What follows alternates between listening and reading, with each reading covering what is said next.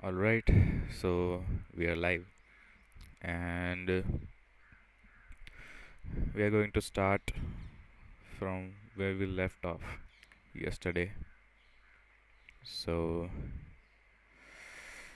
it was advanced JavaScript questions, and the third one is iterators and generators and servers and events. So let's just talk about these three first. I think it would take hour or two to complete these. I mean, to understand these things. Okay, let me check the voice if it's working or not. Alright, so let's start with the iterators and generators. Let me open my VS Code first.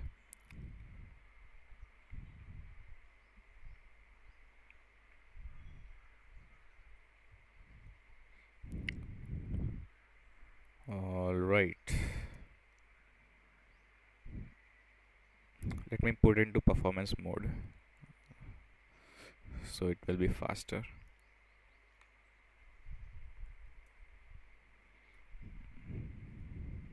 So let's start. So what are the iterators and generators in JavaScript and what are they used for? So one thing that uh, I know about this generator function is that it's used in Redux library. There is a variant of it. It's called Redux Saga, in which they use this generator function with that yield keyword. I don't exactly know about it. I have seen in some projects, but never able to use Redux Saga on its own. So let's just try to see what useful use cases are in the JavaScript world for these generator functions. So JavaScript iterators and generators are powerful tools for managing sequences of data and controlling the flow of execution in more flexible way. So one thing that we should remember from this statement is that controlling the flow of execution, and iterators are objects that define a sequence and potentially a return value upon its termination. It adheres to a specific interface. So an iterator object must implement a next method. I mean, what are the difference between iterators and generators? I mean, generator function is like uh, so iterator is kind of an object, and generator is a actual function with this yield keyword. So it's talking about the iterators now. So iterators are object. Yes, it is an object that defines a sequence and potentially a return value upon its termination. Okay, there is a function next which returning something based on the condition. Current and last is given. I wonder if these properties are fixed in the iterator. If you want to use an iterator, these properties name is fixed like current, last and next. Mm, let's read more about it. An iterator object must implement a next method. Okay, so next method in iterator is a must. In that object we should add a next method, and value the next value in the sequence, done a boolean that is true if the iterator has finished a sequence, otherwise false. So if it's done the sequence, it should return true, done. So in the iterator itself I don't see these two keywords like value and done. Okay, I see the okay, I see this thing. In the return object, these keywords should be must like value and done. And how it's using it, Okay. So these two are both separate things. Uh, like, so generator is another thing which is already giving me the next method. An iterator, uh, I think it's a standalone function. It's an object, literally. So doing this next thing, what it does is, so current to plus and okay, I got it. So we can implement our own iterator function. So let's just try to implement this thing. So const iterator, spelling is right, iterator. It's a object in which there will be a current current which is 0. There will be a, what was the other thing, next value done, the last is equal to 5. Okay, so when we are going to stop it at the last, we can take it as 10, and a function which is next, and that, I mean, we are going to add some conditions.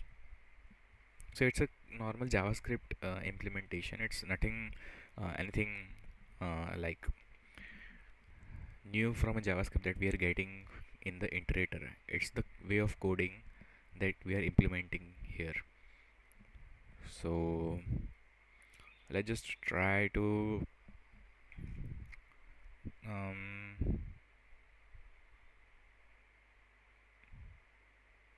we can also add a condition that last is equal to 10. It's also a valid thing, but how do we know that last is going to be 10? So that's why it's giving me the value and the done. So if if is already there, why am I writing? Now if this dot current is not is equal to this dot last, this is the first condition, and inside that we are going to return this value, which is this dot current, and done, which is going to be false. Okay, now in the else, what we can do, so to make it move forward, we have to update the current and increase its value by 1. And if the thing is, um, this condition does not satisfy, if it is equal to the last one, then we can return the value. Let's just simply copy paste it. So like this, so done is going to be true. 1 second.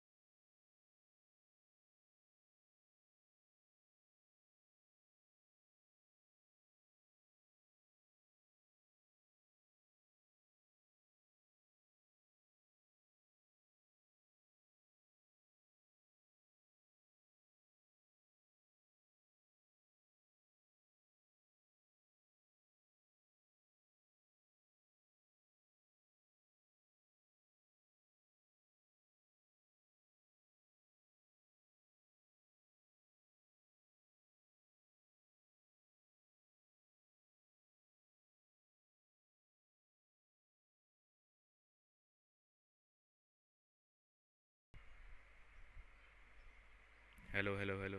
Okay, now it's working. So there was a call. So let's just continue this thing. Now what we can do is create a while loop in which what we can do is first, before creating a while loop, let's just take a uh, like a variable which is const is done, and we are going to get uh, this from the iterator dot next.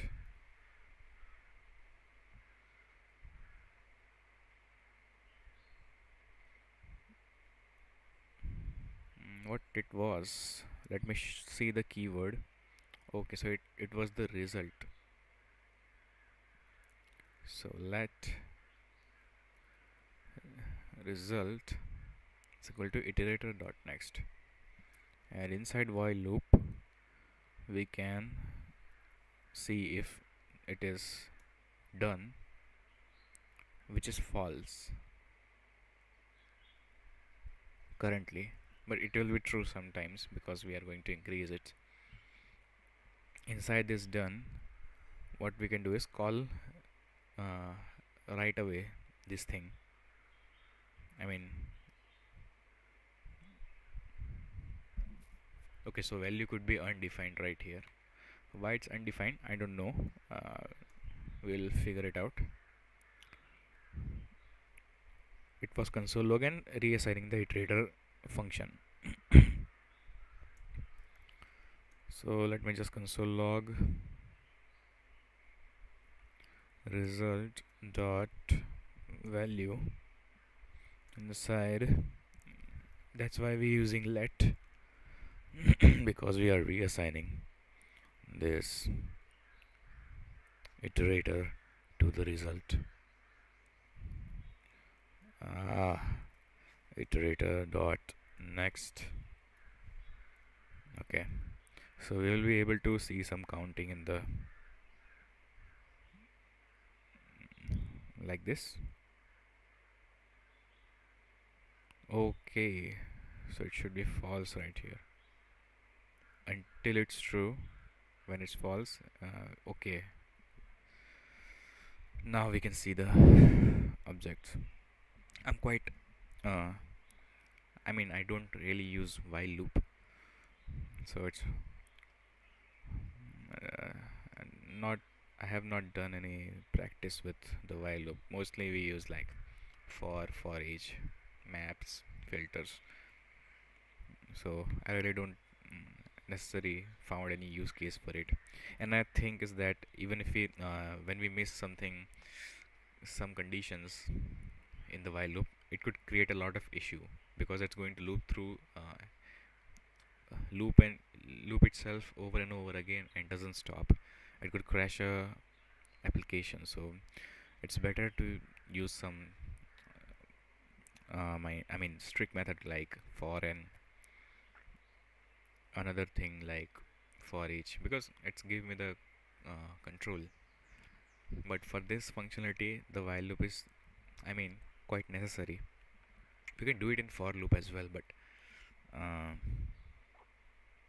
in the for loop it's also going to be an issue because we don't know how we are going to get the current and last. We can, but it's just we are using this next thing to just increment its internal states. So that's why this is an iterator and where we can use it.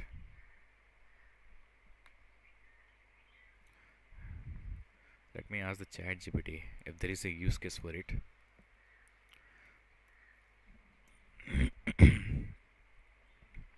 Is my voice is clear? I think so. Let's go to like what are the use case for this? Looks abstract at first, but it has a real world use case in JavaScript and beyond. So iterators give you consistent way to step through a sequence of data one element at a time without exposing how the data is structured internally. So that's true. Common use case for iterator: custom traversal of data structures. I mean, traversal of data structure. Okay, this is quite, because I don't know about the linked list. I mean, I know about the linked list, but implementation of the linked list is I don't know.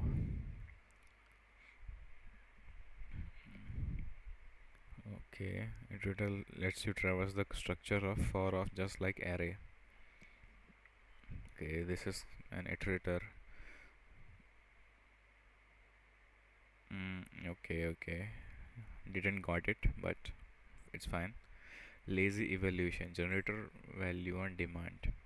Instead of storing, okay, it's talking about the generators. We'll look into it by this in this GitHub post, GitHub repository. So let's talk about generators. Generators are special functions that can pause execution and resume at later point. Okay, so it pauses the execution. So it uses the function asterisk syntax and the yield keyword. So these two are important for the generator functions to control the flow of execution. What you call a generator? When you call a generator function, it doesn't execute completely like a regular function.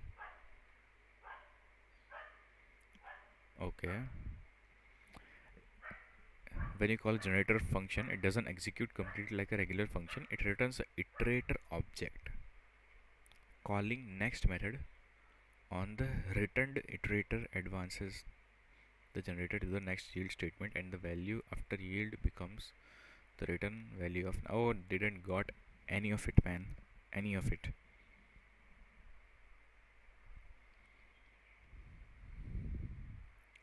I mean, let's just try to implement this thing. So what it does is function number generator and let number to 0 while number is less than 5, yield number plus plus. Okay, and the value and done is going to give me by default, right? I'm supposing that. I mean, let's just try to do it in our VS Code. So function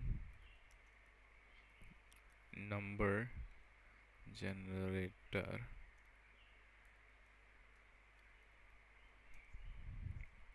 what was it, let num is equal to 0,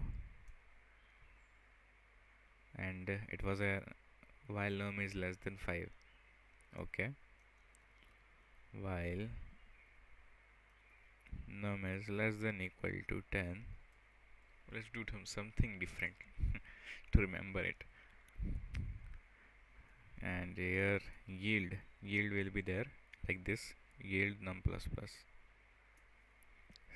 So what it does, I still didn't able to understand, but I just try to create something. Okay, like this.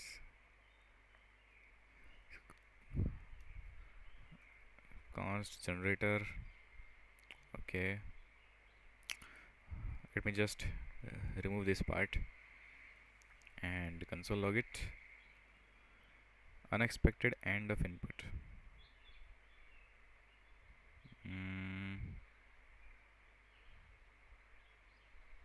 How so?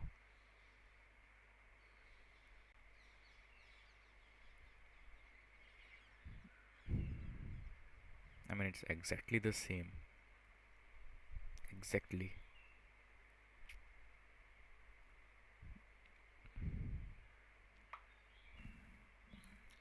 Okay, okay. It's something related to VS Code. I mean, PC is slow, that's why it's getting this type of error. Okay, okay. So now we don't need this next method. All right. So I'm getting 0 to 6. I mean, yes, because we are printing it.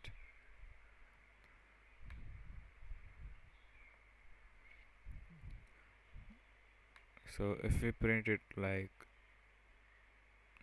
use the 5 keyword, 5 here. So what I gather is that we implemented this iterator function right here manually. So if you don't want to do this manually, what we can do is create a generator function, which is, I mean, pretty straightforward and give the exact same result, and it has already giving me the value and done, and it already has this next method which we implemented manually in an iterator. So I think the generator function is uh, a simpler way and a structured way to implement the iterator. That's all I can gather from it. The generator are powerful for creating iterators on demand, especially. So it's created iterators on demand, exactly, especially for infinite sequence or complex iteration logic. They can be used for lazy evaluation, processing elements only when needed, improving memory efficiency for large datasets, implementing iterators for custom data structure, creating synchronous iterators for handling data streams. Okay, so what was the chat GPT saying? Number generator.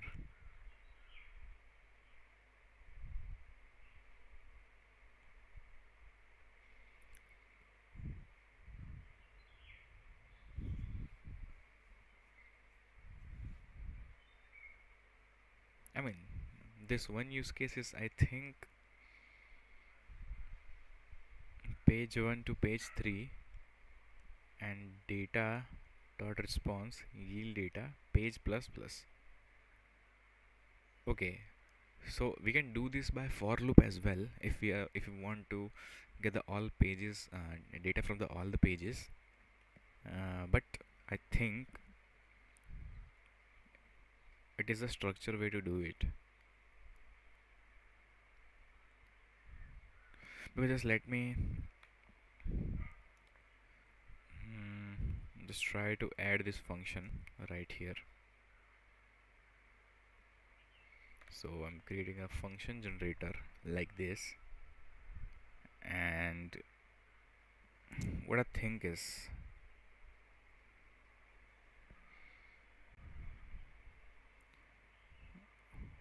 instead of using this data,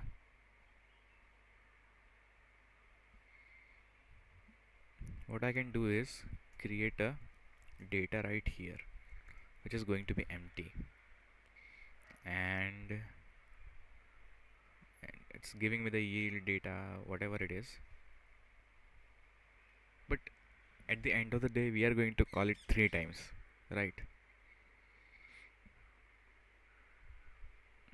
If we are going to call this 3 times, then it is going to be as same as looping over a for loop and fetching the data.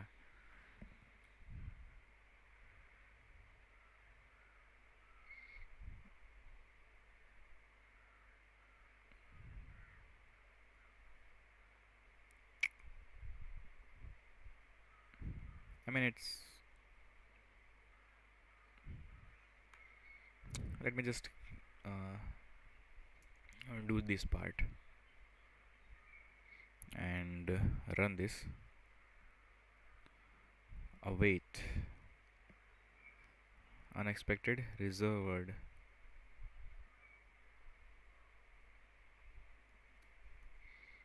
I mean, if you don't want await, then let's just try to do it like this.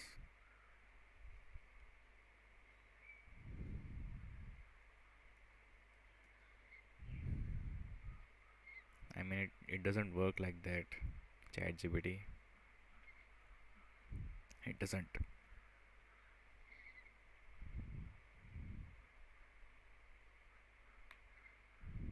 Directly in the, we can use it inside the function await thing,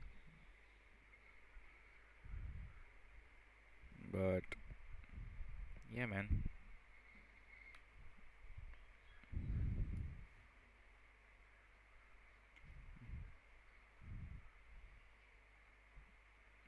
I mean, let's just try to add this data layer. We are just going to push this thing into it. Dot push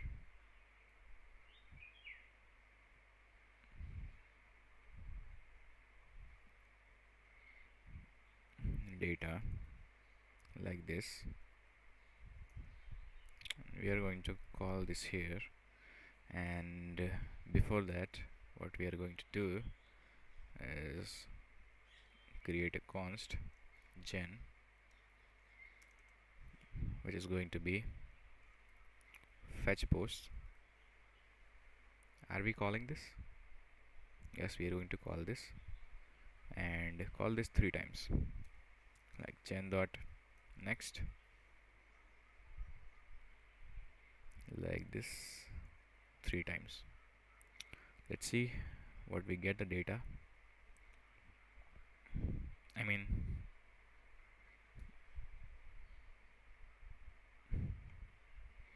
I don't know why it is so popular, these function generators. Not able to get this data layers updated value, and the post, it's not defined. What are you talking about? It is defined, man.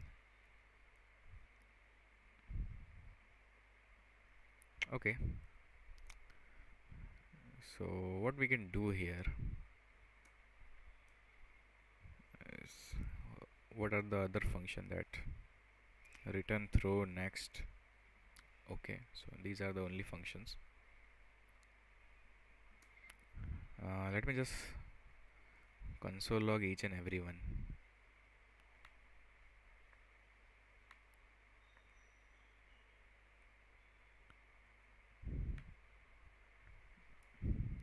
Call it like that.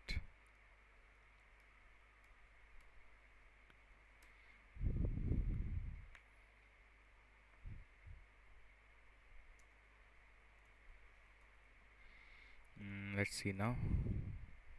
All the promises are pending.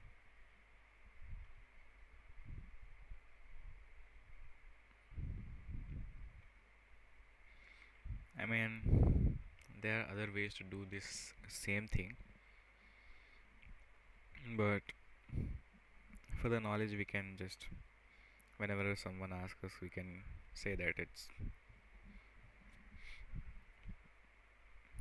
we can pause the execution by just calling it a limited time. So it's a very manual thing to do. Okay, lazy execution. Alright, let's just move on to something other than that. I thought it would be very groundbreaking, I mean, usage of function, but I don't see it that way right now. I mean, maybe later in I would found that yes, it is very useful. Until that, there is no point giving my time to it. So let's talk about next thing, which is, what are server sent events? Let me check the live stream if it's working or not. Okay, The connection is quite good. Okay, so let's continue. Servers and events, SSE, the standard that allows a web page to receive automatic updates from a server via an HTTP connection. Standard that allows a web page to receive automatic updates from a server via an HTTP connection. Okay, servers and events are used with event source instance that opens a connection with a server and allows client to receive events from the server.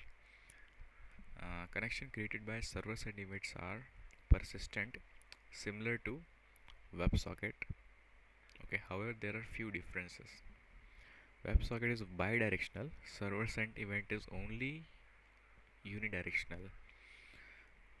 So we get events from only the server side. Okay, data type binary and text data inside the event source. Servers and events, it's only the text data that we are going to get. Protocol would be the for the WebSocket, we already know that it's WS and it's going to be HTTP. I mean, it should be HTTPS, but it's HTTP. Creating an event source. So event source is going to be new event source slash SSE stream. Okay.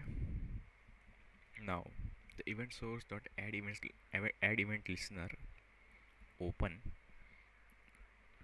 Okay. Event source add event listener message. Okay. Event source add event listener error. Okay, so these are the events that created by this event source method, which is created by this uh, event source key with this path name slash sse dot stream dash stream. I mean, it's necessary this path name. So inside the express.js we are calling that stream. Okay, send event in which we are passing a data. Okay, so we are going to pass it data, and send event would be hello from server, and set time at some interval it will send a request to our front end like vanilla JavaScript if we are connected to it. Okay. mm,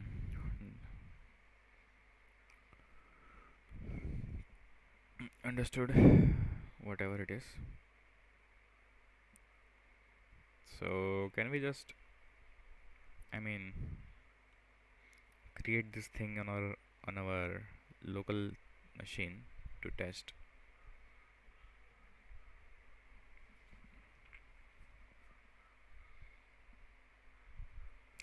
So sending event for server, it's pretty basic that um, we are getting this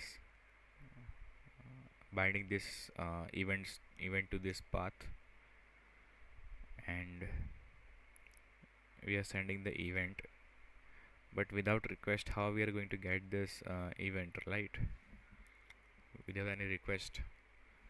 So let's just try to uh, create our own implementation of it.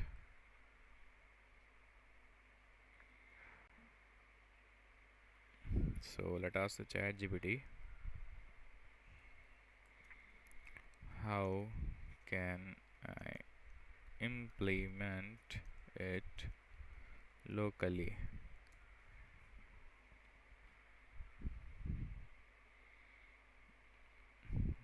Okay, install Express.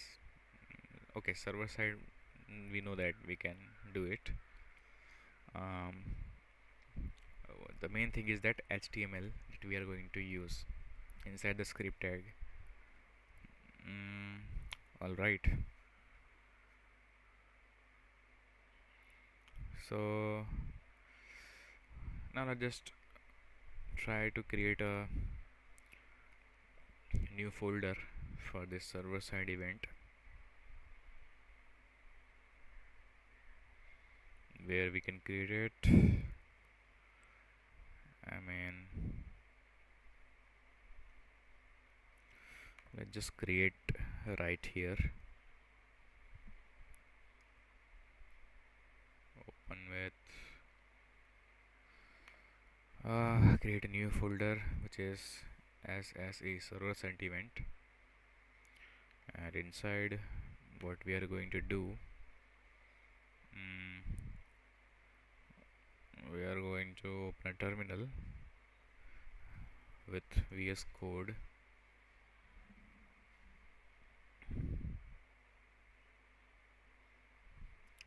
and two files that we are going to create is HTML.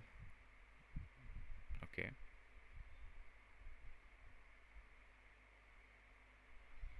rename it index.html, and other one is going to be, I mean, I have to initialize the npm as well. So let me first initialize it, which is npm init y dash y, mean yes for all, and here our server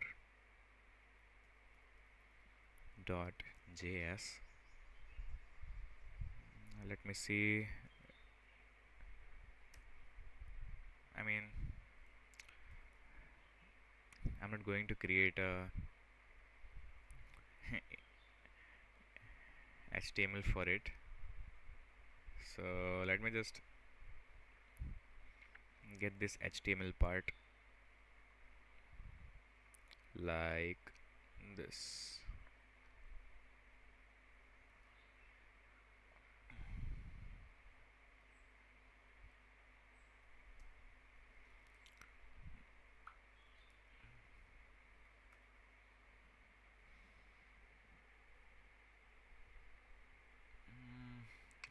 What is the notification?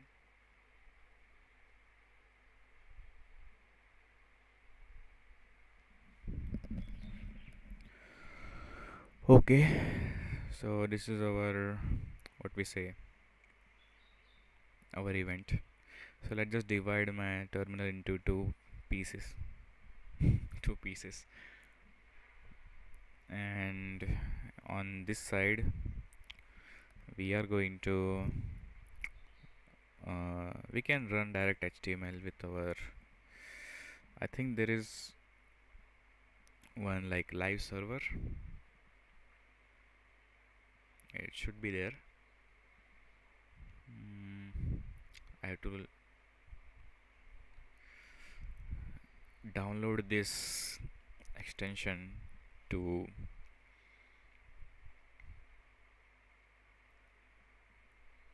make our HTML page live.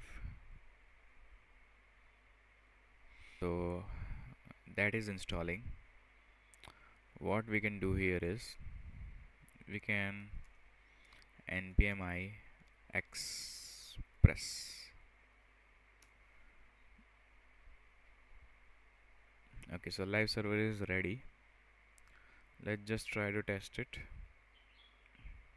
if we can get the HTML page on the Chrome. Okay, we are getting it now. Now the live server is working. All we need to like do is, and also our express.js is also ready.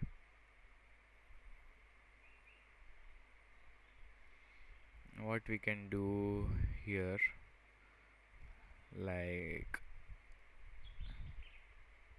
I mean, let's just copy paste it and run our code like this.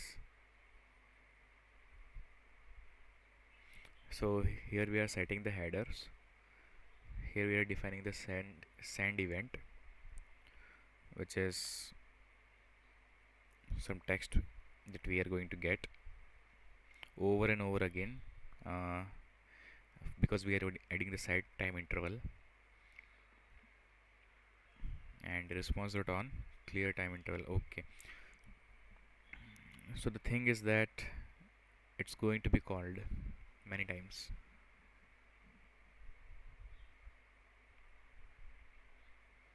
and we can run it like this, npm, or we can run like node dot server js. Okay, we cannot run it like this.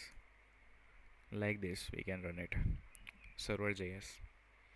And inside our html we can create a script tag inside body, I guess.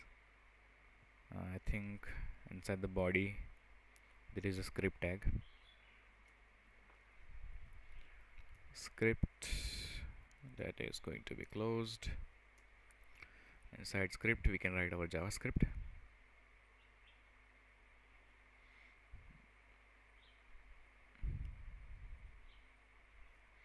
Here is our div. Let me just try to add right here. So you already have our id, and script should be below it. Now what it done is put document get element by id.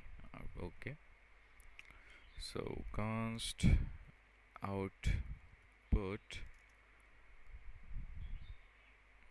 document dot get element by id, which is output. So we get this div for the reference, and event source. Here is our event source, so we have to define event source as well.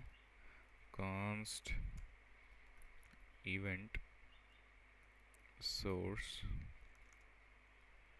like this. Inside we have new event source, which have the url with the port 3000. So let me just copy this part, which is like this. Now we get the event, right? Now at every time we are going to connection opened. So okay, so there are like some events for this event source, like event source dot connection open, event source error, whatever error we get. And I just try another thing. We get the server sent event, and now the event source dot on message, which is very important. On that on message we are going to get the event that here in the server we are getting. Like, let me open this parallelly. So this would be the data that we are getting here, and parsing it and creating element p. So let me just try to see our server sent event is working or not. So there is one error. Obviously there is going to be a course error, so let me handle it first. I think app dot course,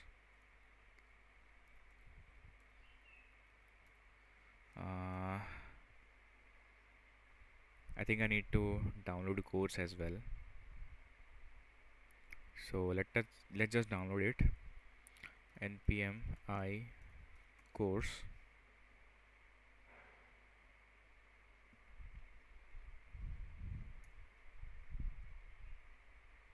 Okay, const course is equal to require is going to be course. Now we can simply just do it course dot uh, okay, it's already a function, so inside that function we can define like what are these. It's going to be options, which is course dot options. And what are these course dot options?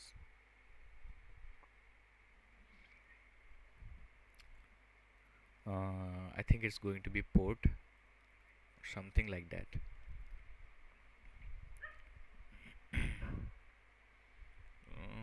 Course dot option, I really don't know about it. I haven't used in many. Let me just try to uh,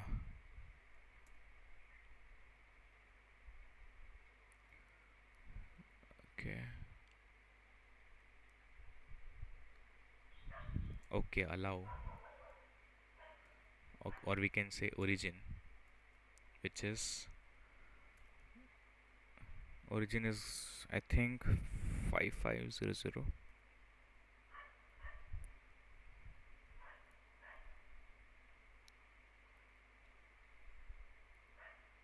Okay, origin would be like this. We can just add directly in this format of string. That way it would be fine. Let me just remove this last part and run it again. No, this one, node server.js.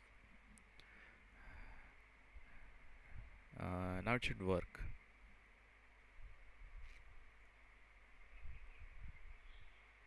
It should work. I mean, let me try it again. Let me remove it and show on port again.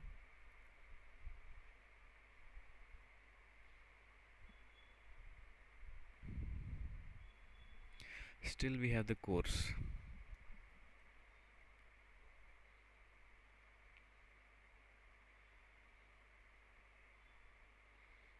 Okay, it can only be resolved by the GPT. Not GPT, but yeah.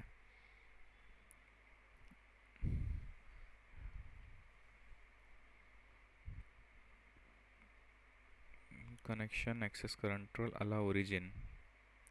Okay, set headers, we have to allow origin as well right here, like this. Npm course app.use course. Okay, so I was doing it wrong way. It was like this. It's allowing everything right now.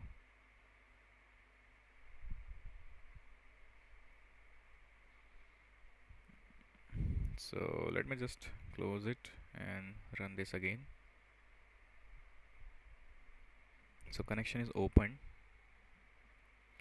Okay, hello from server, uncaught error.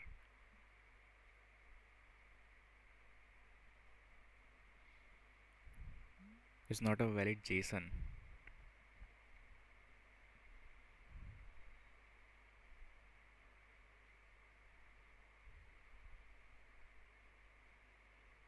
So we don't need a like JSON itself. What we can do is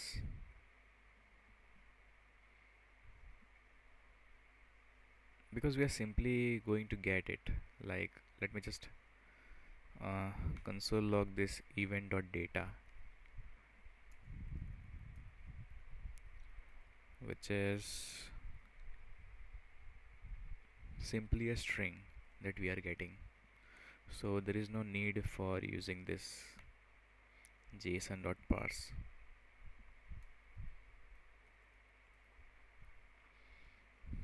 Like this we get the server sentiment. on our HTML page, which is, I don't think, I mean, there will be some use cases for it, but it's good to know that uh, it's working. So that's all, and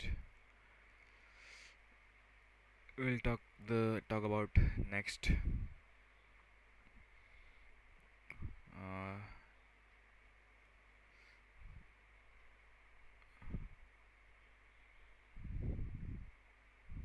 next topic in next video. So okay, so let me end this stream right now, and I will create another one.